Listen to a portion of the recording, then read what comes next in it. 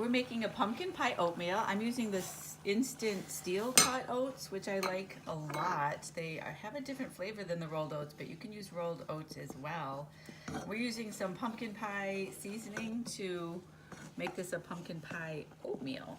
The great thing about oatmeal is the type of fiber really helps clean out your intestines and helps get rid of icky stuff that we don't want in there, and it's just really healthy with all that good nutrition. Okay, gotta turn it down a little bit because it was really boiling. Turn it off.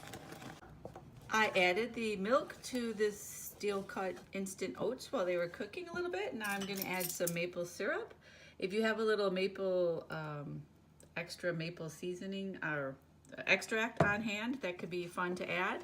Or brown sugar could be fun. Then we're gonna add our flax, which has a lot of great omega-3, and our pumpkin pie seasonings.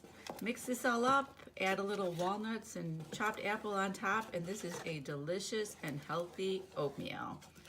I'm Jill with Healthy Facts. Thanks for watching.